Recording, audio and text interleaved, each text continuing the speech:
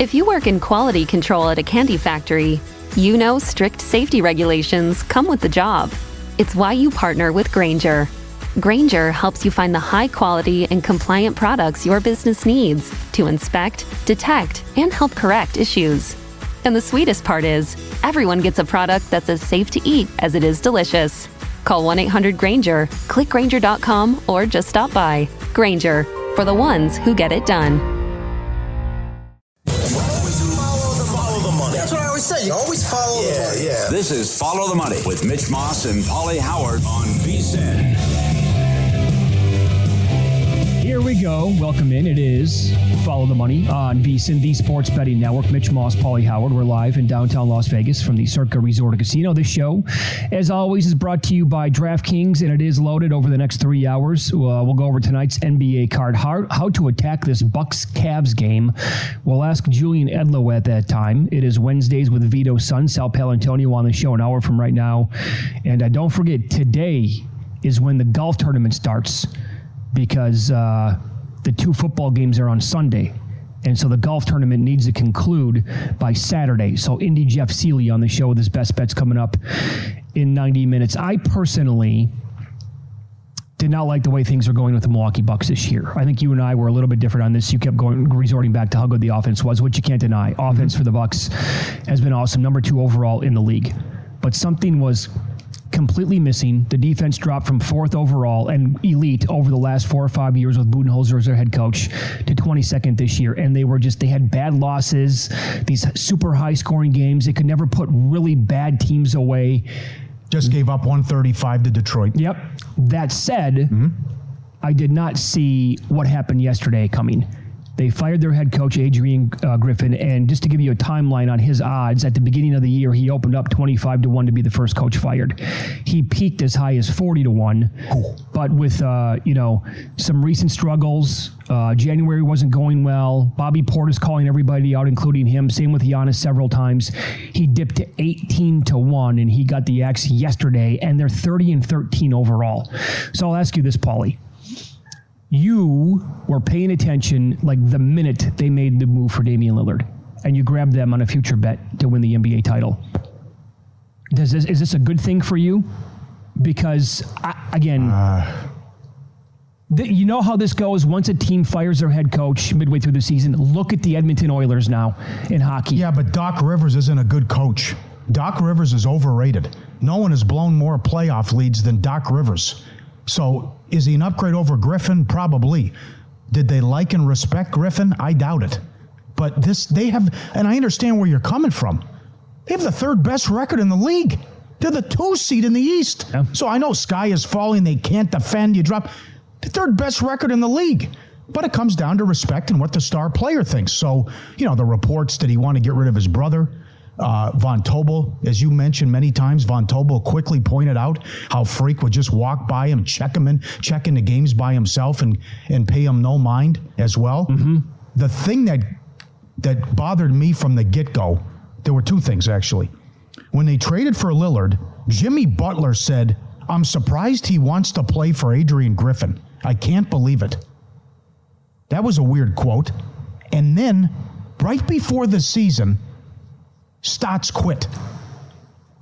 Now, why would that happen? Alarms were going off back then. So once Stotts quit, I said, there's something going on with this guy. It doesn't make any sense because you had the great connection and rapport with Stotts and Lillard. One of the reasons, they get the deal done and Lillard goes to Milwaukee. And then he's going to be reunited with his former head coach that he loved. And then the guy quits right before the season. Right. And he was supposed to be the veteran coach to help out the guy who's never had a coaching job before. So that was, but I still come back to the record and how well they're playing, at least wins, losses, and how good they look offensively. So it also reminds me of David Blatt, where Blatt wasn't in his first year, but LeBron didn't respect him at all. Not for a second. So David Blatt was fired by Cleveland, and they were 30-11. Yep. So think about that. LeBron, but it worked out though. Now this is according to Brian Windhorst, who wrote a book about that season, right? He said that LeBron was never pounding the table to get rid of David Blatt. Like, he sucked it up. He didn't like him as a head coach. Yep. He sucked it up, though, and never really moaned and groaned to ownership saying, get this guy out of here right now. Well, David Blatt also was successful in other stops. Oh, he was awesome like overseas. That's right. Griffin was unknown. The other thing is, according to reports, Freak could have had Nick Nurse. So this is on Freak then? I would say so, yes. I mean, he was not responsible for getting Budenholzer fired, according to many people. However, the fact that Giannis was in the room, like when they were talking to coaches, and he had a say in this, which, never a good idea. However, when he poo-pooed Nick Nurse, that kind of tells you quite a bit. Yeah, it's a bad job. So now That's think about this. Yeah, we could get a playoff matchup now with Doc Rivers and the Bucks taking on the 76ers and Nick Nurse. That is wild. That's definitely in play. Oh, it absolutely is. Yep. But yeah, I understand they have to fix the defense. It's been bad, and he wasn't getting through to them. Now, you can't blame all of it on getting rid of Holiday. Now, certainly the Bucks didn't know that would happen. They didn't think they were going to acquire Lillard, trade Holiday, and then Holiday was going to go to Boston. Right. There's no way they thought that was going to happen. And this is all way after they hired Griffin as their head coach. Yeah. So he thought he was walking into a team that had played together for a long time. Mm-hmm. So that as a first-year head coach, he's kind of learning on the job big time, and then with a brand new team as well. I don't know. There's something there where we need more information in terms of need to be dialed in and no players. For the Butler comment, I can't believe he would want to play for Griffin. That's an interesting comment, even though we thought he was going to go to Miami too, and maybe Butler had sour grapes there as well. I think so. But here's the Howard, you were going to say? No, I was going to say, just maybe the fact that he's a first-year coach. He's like, really? He's going to go play for that guy? You can come here and play with us and Spoelstra? Yeah, he's awesome, no doubt. Howard Beck from The Ringer. Going back, head coaches who didn't even last one season and were not interim. Jerry Tarkanian with the Spurs. Oh, that did not go well. Lasted 20 games. The money quote was, you got to be kidding me with this guy.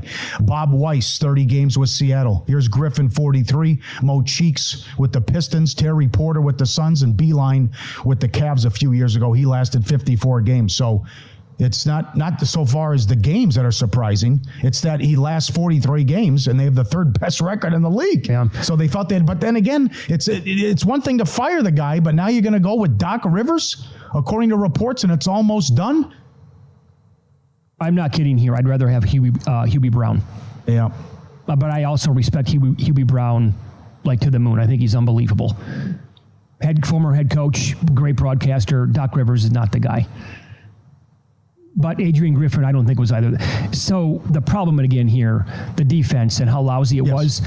You took over in your first year and you decided to change up the defensive philosophy. Last year, Brook Lopez nearly won Defensive Player of the Year, and he was the rim protector. And he had just a zillion block shots, and he was awesome, and it was a great story at his age. You came in and changed that and no longer had him manning the paint like he was last year or in previous years. And now he's running around the perimeter chasing guys around. Like, that's a big no-no. Bobby Portis recently after a game passionately challenged Griffin. They lost to Indy in the NBA Cup Finals out here. I was at the game in Las Vegas. Yeah. He was not happy at all, and evidently like he was challenging Griffin one-on-one. Giannis, after the loss to Houston, wasn't happy. He called everybody out, including coaches. Like, what are we going to do? Like, what's the game plan? Give us the philosophy.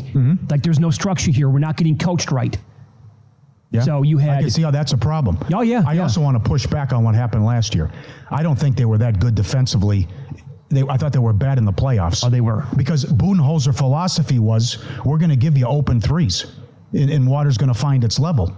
And they're not going to make all their threes. They never adjusted. And guess what happened? Miami won an entire series, actually an entire playoffs, where they didn't miss threes and almost won the title. And remember... So he was stubborn, and I know this because I had a big ticket years ago on the Atlanta Hawks when they were the 1 seed.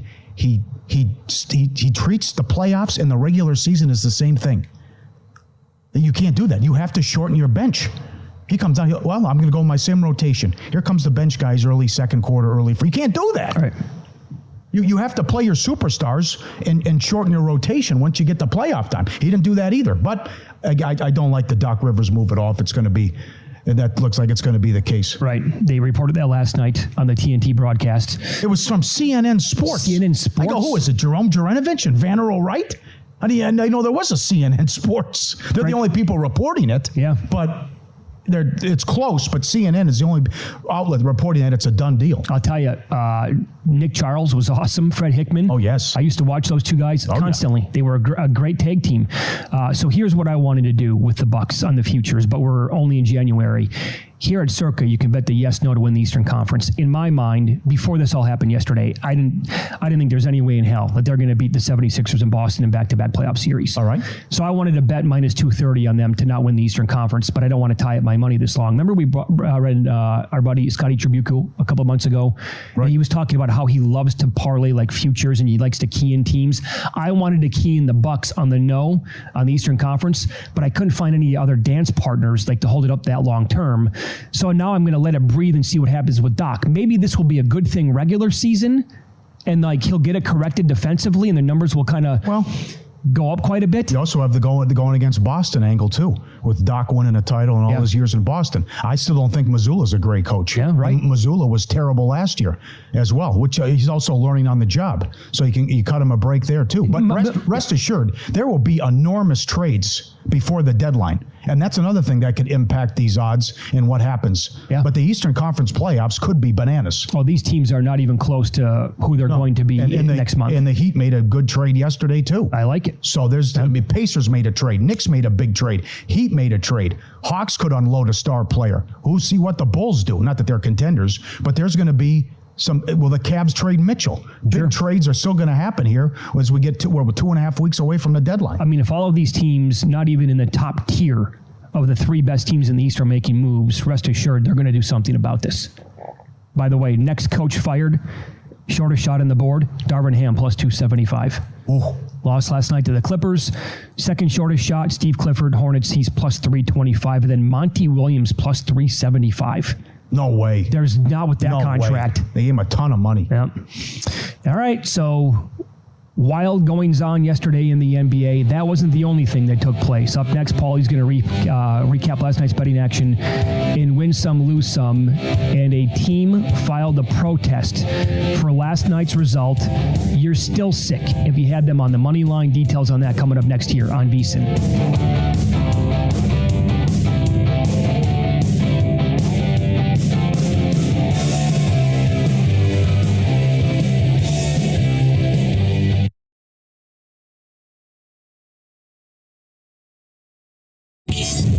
This is Follow the Money on VSiN.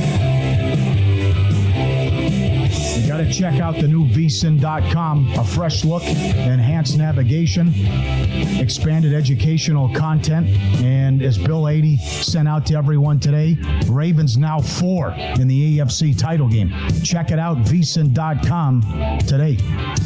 I'm on the odds screen as we speak. I have the Vegas odds up for several sports books, and you can also click on state-by-state odds when you go to VSiN.com and check out the odds screen there. Julian Edlow joins the program now. He's with DraftKings. His podcast is called the Unreasonable Odds Pod. Julian, good morning. Thanks for the time as always. Okay, so now, based on the news yesterday, Adrian Griffin out, head coach of the Milwaukee Bucks. According to reports last night, Doc Rivers is going to be the guy to take over. They play tonight now. Watch out, Cavaliers are hot. This lead in the Central has shrunk quite a bit over recent weeks. Not having a good January for the Bucks. They're 6.5 right now in this game against the Cavaliers. How are you approaching this game tonight? I'm going to go to the Bucks first half here. This is a gotta-have-it game for the Bucks in terms of showing up and looking good. If you're going to be in this division, let this lead shrink against a good Cavs team that's playing without some key pieces, Garland, Mobley, and this firing was not performance-based, obviously. We've talked about the record. They're doing well, or not necessarily record-based. It's internal. We hear that, Giannis wasn't happy. This isn't the coach you wanted, and then things didn't go well. If you're going to fire a coach with this type of record this early, you got to back it up. So I think the Bucks will come and back it up at home in a big game in the division. And numbers-wise, we can put some numbers behind it too. Milwaukee is the second best first-half team at home in the NBA. They've been awful on the road starting games, but 16-7 against the first half spread at home. So if this isn't a spot that you can, get your coach fired with whatever they have, the second, third best record, and you can't come out and play really well at home, then something is really wrong. So I just think it's a weird firing of Griffin. And if Milwaukee doesn't come out and look good, if they come out and play poorly, what does that necessarily say about them? Okay. How do you think the T-Wolves respond after Finch went off on them and called them immature and disrespected the game and blew an 18-point lead to Charlotte at home? Yeah, another one of the weirder spots in the NBA you'll see. A guy has 60-plus points, and he's getting benched in crunch time against a terrible team in the Hornets because they can't play basketball with him on the floor. So I think that has to be a learning lesson for this young Minnesota team, but a good Minnesota team. They're definitely a little immature. He's right. Yep. So if they were playing, I don't know, the Celtics tonight or something, I wouldn't necessarily be as high on them. But guess what? They get the worst defense in the league in the Washington Wizards. The Wizards are giving up 126 points per game at home this season. So what is it? I think it's at 121.5. Yep. Timberwolves team total 121.5. I think they should come out, play together, play well on offense after the comments that Finch had in terms of just giving the ball to Towns, letting him jack the ball up. And if there's any team that you can just cut through like a hot knife in butter, it's going to be this Wizards team. So I think Minnesota puts up some points tonight rather than looking at the double-digit spread. Everyone's guilty in that, though. When you see the players, the players were asking the assistant coaches for Embiid updates where he was at, so Cat could catch him. Why don't you win the game first? And that's not astonishing, right? I wonder why Finch is pissed. Yeah, I totally agree. Like box score there, Anthony Edwards, one of the most aggressive players in the NBA, right. He had like 3 field goal attempts in the middle of the third quarter. Yeah. They clearly had an agenda there, and it totally backfired on them. Yeah, well said. Yeah, we always talk about this. You can't handicap human emotion. I can't imagine what the Golden State players and organization going through after they lost an assistant coach at the team dinner. They haven't played since January 15th. What do you think of the Warriors tonight in their game at home? Yeah, I have no idea. Obviously, a really unique spot. Heart goes out to the assistant coach there and his family and, that whole organization. But now what does this team do when they come back and play basketball? They're at home, which I don't know if that's a good thing or a bad thing basketball-wise. Because, at home you're going to have a lot of family, a lot of people around with heavy hearts. It's going to be an emotional game. I'm sure the pregame is going to be emotional. How are they going to come out and look now going up against the Hawks? Again, that's a defense that you should be able to put up some points against. But the Hawks have been playing. They've been in rhythm, and they've been a little bit better on the road than they have at home this season. So, long story short, I haven't bet anything in this game yet and don't know if I plan to in terms of side and total with the whole situation. But Trae Young is out for Atlanta, and that led to some big numbers for DeJounte Murray in the last game. Let me pull him up here. I think he had 35 points and missed on a lot of assist opportunities. I think he had 6 assists on maybe 16 assist opportunities. So 35 points, 10 rebounds, 6 assists for him against the Kings. He played 40 minutes. This should be, with a decent total at 233, another good paced game. So DeJounte Murray, I'm probably going to look at him either just points or bundle it all together. Points, rebounds, and assists. Without Trae Young, I know he's a trade chip right now, but he's auditioning, you could say, for the rest of the league as well. Pretty good spot for DeJounte Murray here to take advantage. Let's follow the money here on VSiN, the Sports Betting Network. Our guest, Julian Edlow. He's with DraftKings and the Unreasonable Odds podcast.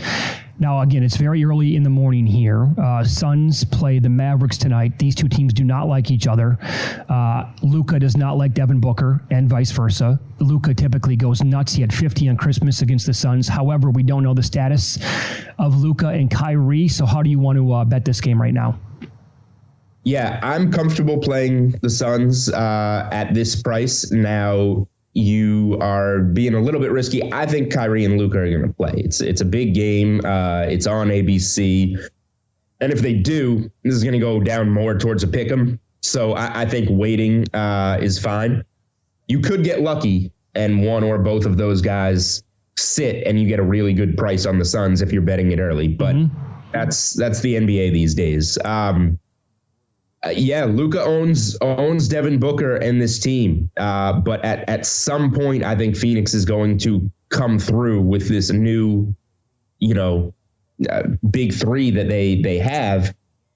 And I think this is a good spot to do it. Phoenix has been really good on the road lately. I know they're coming off the buzzer beater against the Bulls. They had a wild comeback again on Monday night. Are they going to run out of steam for some of these 20-point comebacks where they need a game winner from Durant?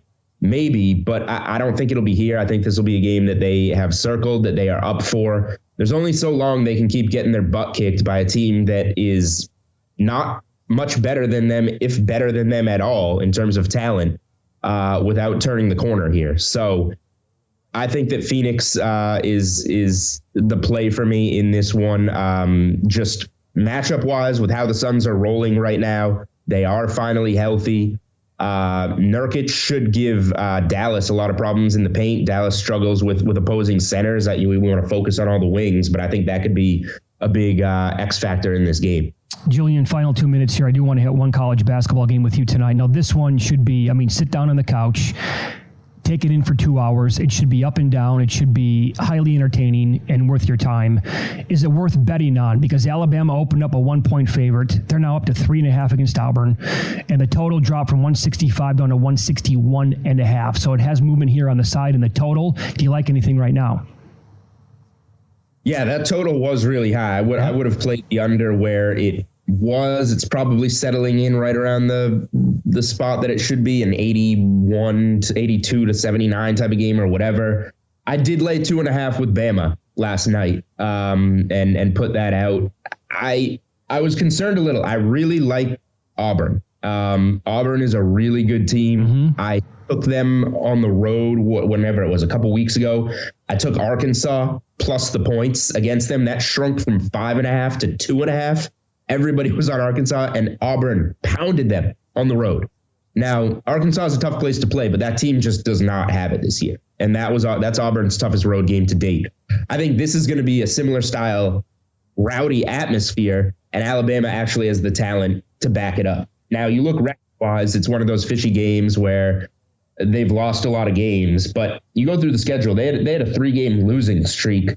Purdue, Creighton, Arizona. Alabama's really tested against good teams. And now you have Auburn coming off wins as double-digit favorites, not having been tested much. Alabama coming off the loss at Tennessee, coming home for a get-right spot.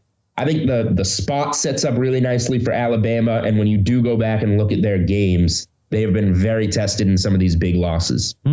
Well done. You can follow Julian on X. He's at Julian Edlow, and his podcast is called The Unreasonable Odds Pod. Thanks, Julian. Best of luck tonight. All right, thanks, guys. Talk next week. You bet. Up next, we'll run down the best and worst ATS teams in the NBA and college hoops. The amount of teams hitting around 80% at this point of the season is pretty incredible. Details on that next.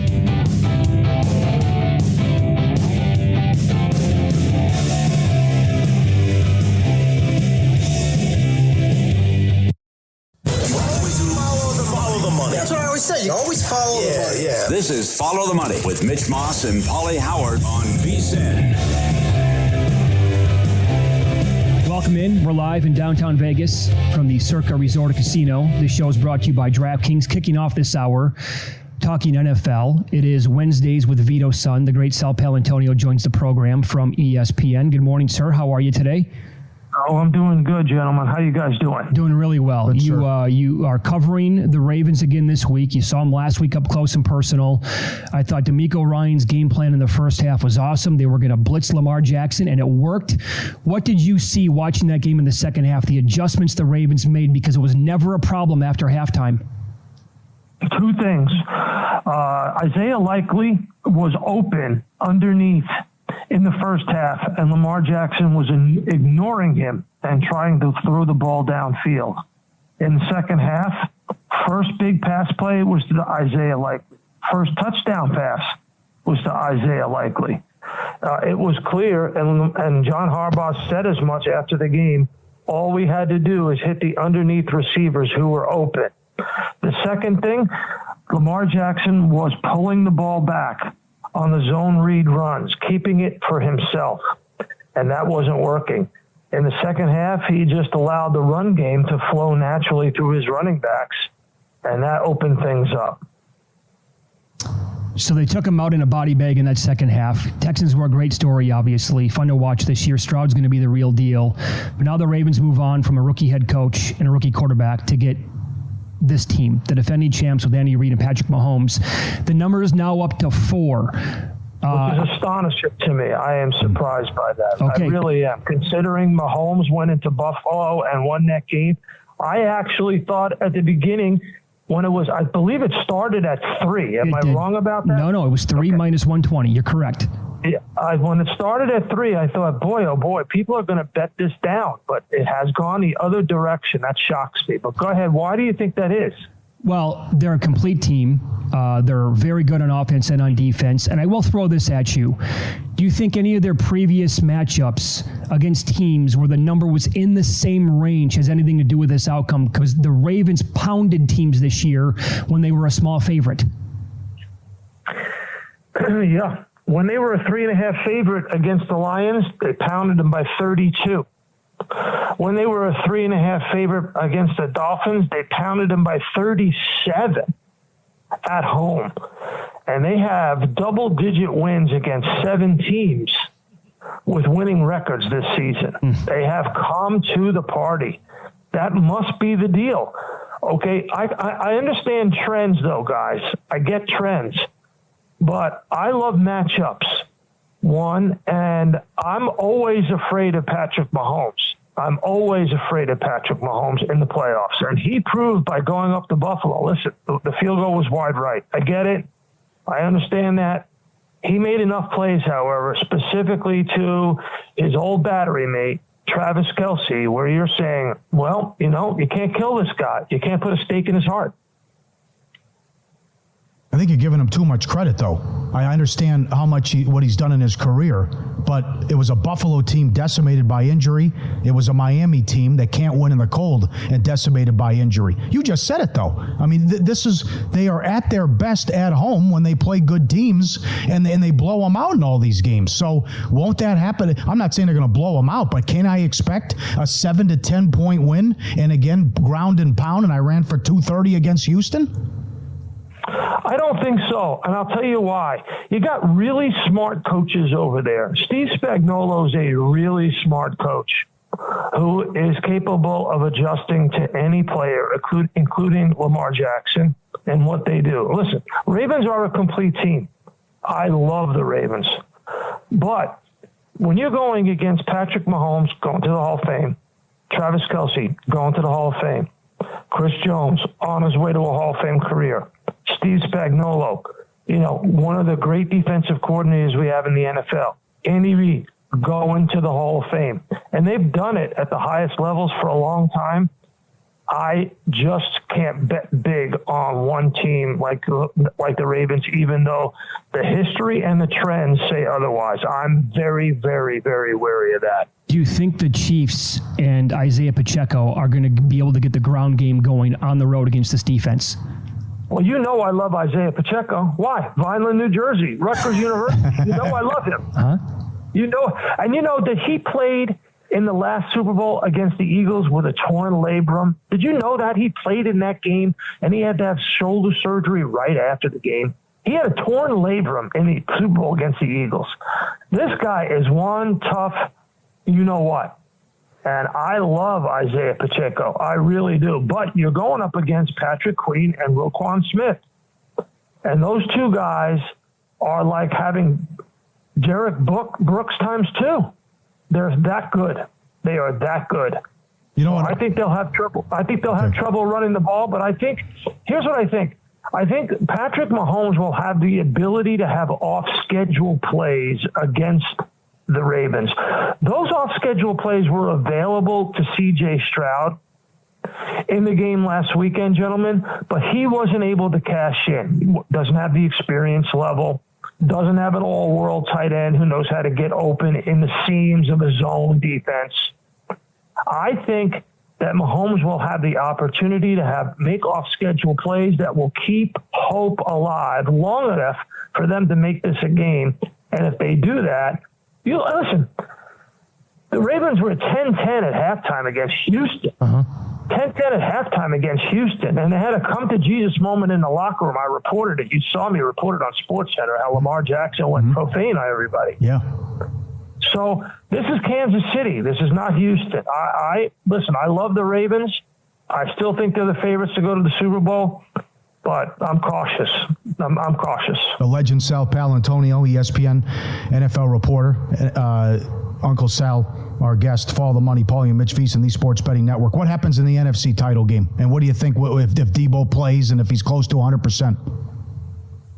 I don't think he's close to 100%. I think he will try like heck to play. I don't know how effective he will be if he does wind up playing. I think that's a wash. I don't think Deebo Samuel will be a significant factor in the football game. This is a game where you have to look at the Detroit Lions and the energy that they have on their offensive line and their defensive line. Their defensive line and the way Aaron Glenn, let's give Aaron Glenn some credit.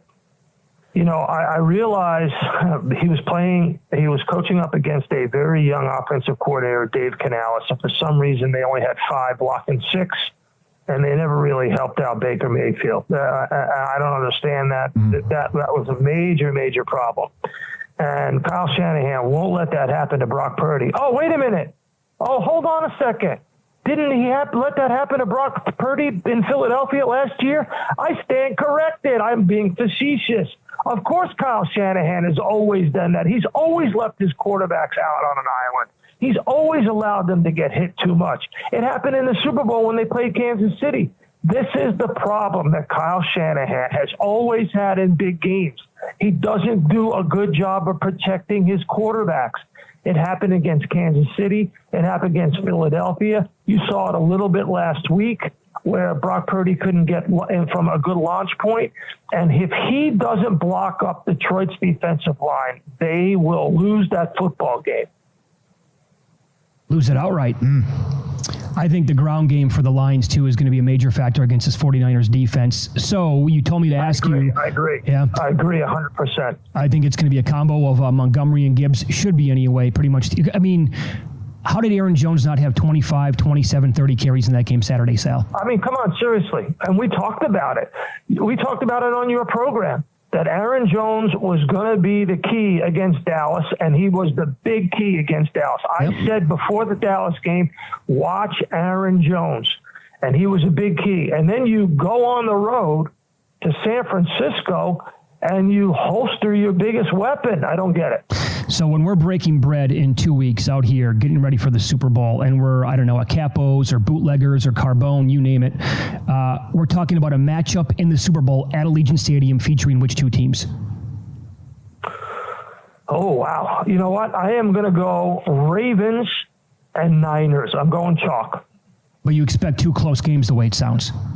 I do. I do expect 2 close games. 2 tough, close games. Yes, I do. Okay. I go Ravens and Niners in the Super Bowl, and I'm looking for. Did you say Carbones? If it says Carbones on it, I'm going to Carbones. Yeah, that's the one. That's a good one. It's a pretty popular one out here in town. Big portion, Sal. Yeah. Big portion. Hey, you mentioned last week you play basketball. How's your jump shot? Oh, I play basketball like a football player. Oh, your bully ball. Oh. Yeah. You're beating guys up, huh? All right. Throwing elbows? I got a weak jump shot, but I'm inside. I'm like Dennis Rodman. I'm going for the extra rebound. All right. Well, okay, so which dog do you like more with the points? Do you like the Chiefs plus the 4 or the Lions plus the 7, or equally the same? Oh, I like the line plus the 7, definitely. Okay. All right. Very good. Thank you, sir. Excellent, as always. Thank you so much for the time. Okay, thank you. There you go. Talk to you Beautiful. soon. The great Sal Paolantonio with us from ESPN. I'm a little surprised. I mean, he nailed it, though. It's what Baltimore has done against teams with a winning record. Houston 25-9, 34-10, beat the Bengals by 14, beat Cleveland by 25. Yeah. I know you didn't have Watson in that game. They beat Detroit 38-6, Seattle by 34. They beat Jacksonville by 16. The Niners. I mean, the list goes on. Yeah, he likes Baltimore, but he said, I'm cautious because of Mahomes, and he's all about matchups. He broke it down there for you beautifully. And then he thinks the Lions are live as well, but he likes the Niners to win and squeak by in a close game. Let's follow the money here on VSiN, the Sports Betting Network. Something that Sal would appreciate greatly coming up next, Real Fugazi. They're going to be dangerous yet again after making a move. We'll tell you what it is next here on VSiN.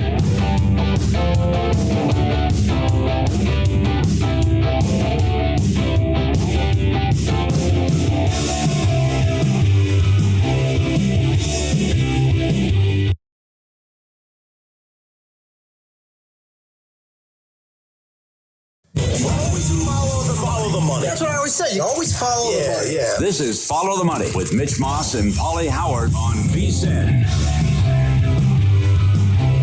It's good to have you on board here on a Wednesday morning. We are live in Las Vegas from the Circa Resort and Casino. The show is brought to you by DraftKings. Starting this hour, talking some National Football League, the Detroit Lions, and the NFC title game as Ben Raven joins the program now. He's a beat writer for the Lions and co-host on the Dungeon of Doom podcast. Ben, thanks for the time today. How you doing? New territory for me. I'm used to being in the off season 3 weeks by now, but loving it. Different type of world. Yeah. Now this has got to be a totally different animal, right? I mean, Michigan just won the national title. The Tigers have, they won the American League twice, going back about 20 years. The Pistons have a championship in the last, 15, 20 years. The Red Wings were a machine. Does anything even come close to comparing to this? No, absolutely not. And it's kind of what we all know, because in the early 2010s when the Tigers were perennial contenders in the AL, it was they had the support, ton of sellouts, but nothing like this, because Lions fans have dominated on the road this year. They've sold out every home game and then some this year in the last 2 weeks at Ford Field for playoff wins, the first in 30 plus years, and the first multiple playoff win season for the Lions in the Super Bowl era. I've never experienced anything like it. I mean, it's just that atmosphere in Detroit has been just unbelievable, and I didn't think it had another level to hit, and then there we had it. If they win Sunday night, the whole state should just say everybody has off the next day. Go ahead, take it off. It's a state holiday here. So overall, I think, and I've been saying this since Monday, right? They do get a little pass happy, but they're also loaded at running back. And if they watched, and I no doubt they did at this point, watch what Aaron Jones was able to do on the ground against the 49ers and other running backs this year, you can run on this 49ers defense. That was established again. Is that the game plan, you think, going into this game? It's going to be a heavy dose of Montgomery and Gibbs out of the backfield? Yeah, that is fully what I'm expecting based on what San Francisco has shown and how you can beat that defense this year. And also, at the core of Dan Campbell and Ben Johnson, they do want to run the ball. I mean, they really want to run the ball, and it's been a little surprising to see them get away from it at times. But, the running game hasn't been its efficient, well-oiled machine self these last 3 or 4 weeks here. But they really need to get back to it because, I think you saw what Jahmyr Gibbs is capable of, and we already know what David Montgomery is capable of. He has an ability to grind defenses down. And just, if the Lions can get an early lead, even if they don't get an early lead, I fully expect those two to be the focal point of the offense. And then, you look at the Niners, a little weak on third down too, not as strong in that regard as they are in other areas. And that's where Sam Laporta and Amon-Ra St. Brown come in handy. But yeah, run, and find the sun god should be the plan right there. And if they have success, that really sets up the passing attack, and you can get Goff on the move. Do you then expect big things from Laporta, and would Ertz be involved in the game plan? Yeah, I'll touch on the Ertz part first, just because the Lions are banged up. Brock Wright was in a pretty massive sling and cast after the game Sunday. James Mitchell, their other tight end that's been on the main roster all year, just had hand surgery a week and a half ago, and Laporta's 2 weeks removed from having his knee bent in the wrong direction. So I do think there is a chance.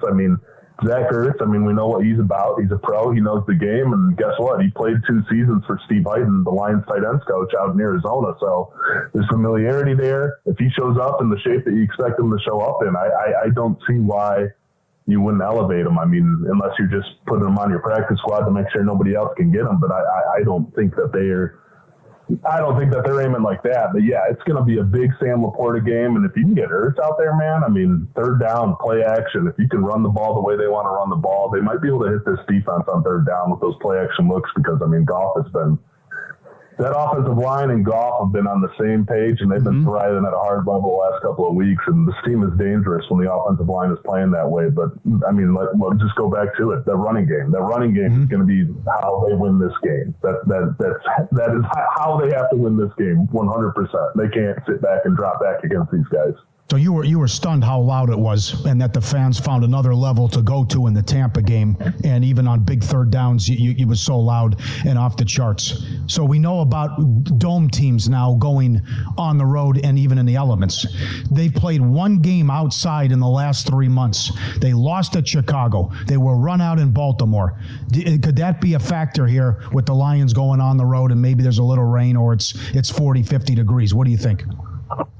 You know, maybe. The Chicago game definitely lends one to think that way, but the Baltimore game was just a complete butt whip, and it had nothing to do inside, outside. That game would have gone that way. But yeah, you know, it's interesting because it's a team that doesn't kick a ton of field goals. It's a team that probably punts less than a lot of other teams. So, I mean, you really do have to work with a wet ball this week and stuff like that just to be ready for it, because I think this is only going to be the third or fourth outdoor game of the season, something ridiculous like that. Because I remember back in that Week 4 game, leaving Lambeau, it's like, oh my God, we're only outside like once or twice the rest of the season. So it's definitely something to look at. And I mean, it's hard to practice outdoors here this time of year because we got about 5 inches of snow, 2 inches of ice, and it's freezing out. So it's definitely something to watch. If it gets wet, if it gets windy, that's definitely something to watch because they haven't been subject to that at all this year, but that's where that running game comes in handy, hopefully. Yep, it's Follow the Money here on VSiN, the Sports Betting Network. Our guest, Ben Raven, Lions beat reporter. His podcast is called the Dungeon of Doom podcast.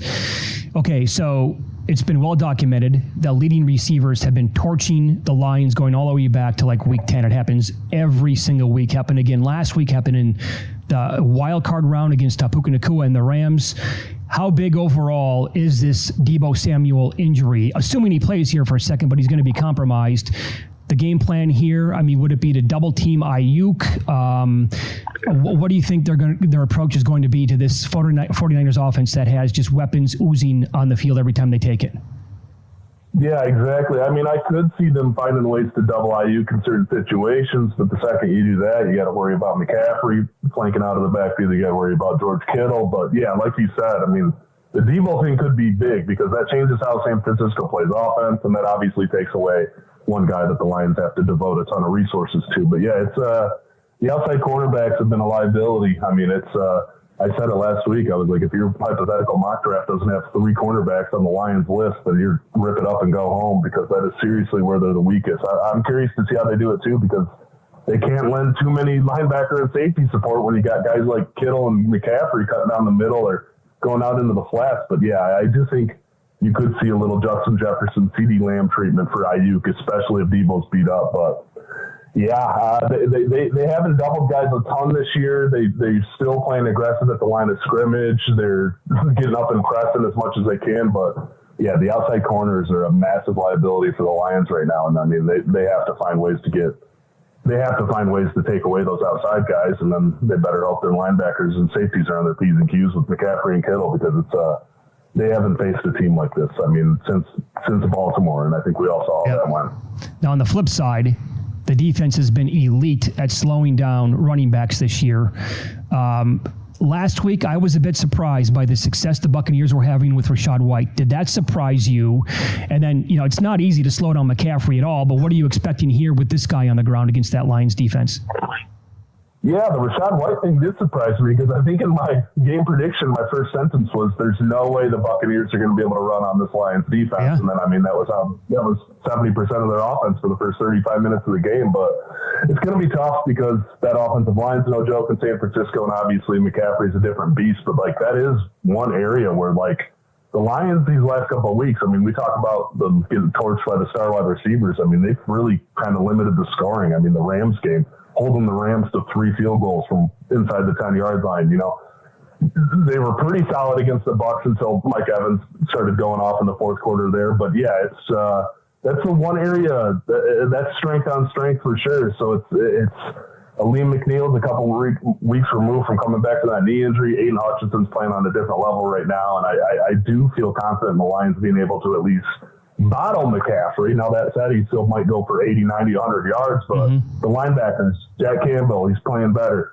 Alex Anzalone is just a revelation. And I mean, Malcolm Rodriguez and Derek Barnes are two rock solid pieces, but this defense really is built to stop the run. So if they can take that away, make Brock Purdy beat them, that's another recipe to success right there. I have a hard time seeing them completely shut down McCaffrey, but this is one of the best run defenses in the league, no doubt, and that's been the strength of that unit all year. 2 minutes, Ben. How about special teams? Your level of confidence if Money Badger has to make a kick and the issues San Francisco had last week? Yeah, it's. I would just say this: they've got the best punter in the game, in Jack Fox. They've had to replace Khalif Raymond at punt returner, and that's been a giant question mark too. But yeah, the Money Badger, that's tough, just because they haven't counted on much this year. I mean, he did hit the 54-yarder in the playoffs. That was the longest made field goal in the Dan Campbell tenure in Detroit in all 3 years. So it's just, yeah, exactly. They don't go there much. I mean, they've cycled through 8, 9, 10 kickers since they let Matt Prater walk. So the Money Badger is probably the kicker I have the most confidence in, but the confidence in the Lions kicking game is probably a solid 4.5 out of 10, to be honest with you. Wow. It's definitely outside. Yeah, well, it's just something they haven't done. We know this, Ben. Dan Campbell's not going to be conservative. If he has a chance to go for it several times on 4th and short, maybe even 4th and medium, he's going to do that more so than probably he did in the regular season. Quickly here, final prediction for the game would be who and what? What kind of score? I think the 49ers are going to win. I think they'll cover the spread, and I think it'll be an under. I do think the 49ers win something like 24-10, 24-14, something like that. I do think that they're going to be able to slow down the Lions. I've said it all year. This Lions team can go to the NFC title game, but if they run into that one team, if they run into the 49ers on the road, that's where I feel like it ends. So there's no shame in that. Nope. You know, they're one of the youngest teams in the league. I don't think they're going to get blown out, but there's nothing in my logical mind that keeps them getting past that title game. Great job as always. You can read Ben at mlive.com, podcast called Dungeon of Doom. Thanks, Ben. We appreciate it. All right, thanks, guys. Thank you. We'll recap last night's betting action with win-lose and tell you how one seeds have done in this round going back the last 10 years next.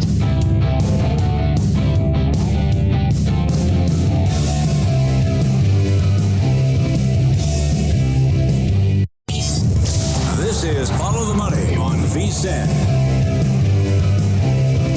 Props already up at DraftKings for Championship Sunday, official sports betting partner of the NFL playoffs. New customers can bet $5 on any game and get $200 instantly in bonus bets. Download the app now. Use code VSiN. Only at DraftKings Sportsbook, code VSiN. The crown is yours. Our next guest has covered the NBA for a long time. He does a bang-up job at it as well. His name is Brian Geltzeiler, host Sirius XM NBA Radio, also on NBA TV. Brian, thanks for the time today. How are you? Good, guys. How we doing? Doing really well. Okay, take us through your thoughts overall on what happened yesterday in Milwaukee, firing head coach Adrian Griffin despite having a 30-13 record in year one. And then I still don't know if it's confirmed or not. I was watching, like a lot of people were last night, to the TNT broadcast. They said, according to CNN Sports, Doc Rivers is going to be the head coach.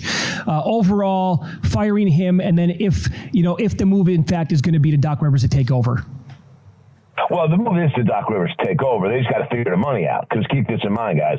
Now they're going to be paying 3 head coaches once they start paying Doc. Right. They're still paying Mike Budenholzer. They're going to pay Adrian Griffin, and now they got to pay Doc. Doc is used to a certain price tag, and there's a new owner in there, and Jimmy Haslam. It's Mark Lasry's out. It's Haslam and Edens now. Haslam's the guy that gave Deshaun Watson all that guaranteed money, so maybe he's got no problem with it. But I do think they got to work out money. Listen, Doc's got him over a barrel a little bit. They brought Doc in to consult. I think Doc's been talking to them for a while. It's very interesting. Doc kind of tipped his hand a little bit with the Bucks on 2 weeks ago on an appearance on Bill Simmons' podcast, because any objective observer around the NBA that's watched Milwaukee understands how bad their defense is how they don't have a lot of good defensive personnel, and how it's really difficult to fix. Then you combine the fact that there was really zero buy-in, and Adrian Griffin was coaching defense by the seat of his pants. You put all those things together, and it's just not a great situation defensively. Doc turned around and said, "No, I think the defense could be pretty good." And you just kind of scratching your head because everything else Doc says is really insightful and really intelligent, and that one was just kind of off the reservation a little bit. So listen, Doc's been talking to them for a while. It's been a tough situation for Griffin. You, as a coach in the NBA, your players have to believe that you're adding value, and I don't know that his players believe that. And Giannis wanted him at first. Giannis turned on him first. Listen, this thing with Terry Stotts, the looms large right now because you'd have a guy that could step in and take care of this. And for whatever went on between Damian Lillard and Terry Stotts in Portland, they still have a close relationship. So Stotts getting humiliated to a point where he says, "You know what, I'm out." It's not really a good thing and didn't bode well for Griffin for the beginning of the season for the rest of his team. Bobby Portis is a tell it like it is guy. He ripped into him pretty good after the in-season tournament semifinal loss to Indiana. This has been a gathering storm for Adrian Griffin. And I know people like to say, hey, 30-13 doesn't tell the whole story. There's a lot of pressure on this organization right now to win championships because I will tell you this about the Giannis extension. First of all, Giannis is different than he's ever been. He's edgier, he's angrier, he wants to win in the worst way. But the Giannis extension is fine. Guys are asking out with extensions all the time in the NBA. Kevin Durant had 4 years left until Brooklyn to trade him. I mean, so just because he's got an extension signed doesn't mean he doesn't force their hand. There is plenty of pressure there in Milwaukee. And Doc walks into that. Listen, Doc can coach. Doc knows how to coach talent. And I think Doc's got a vision for what he wants this team to be. And I think he'll do some things differently than Adrian Griffin, obviously. And I think he'll come in there and do a decent job. But let's not underestimate how difficult it is to come into a team halfway through the season and try to change a bunch of things on the fly. Yeah. And will he be able to do that? That's an excellent point. Is there enough time to do that and get this team right there as with the team to be with Boston? Well, it depends. Doc's a smart guy, right? And Doc's also one of these coaches that understands NBA basketball with the point that, unless you got something unbelievably innovative, don't reinvent the wheel. So I know a lot of people say, I don't let Doc Rivers coach. And he didn't think he deserved to be fired in Philly. And by the way, I don't blame him. He got fired because James Harden didn't want him there anymore. And then James Harden asked out right after.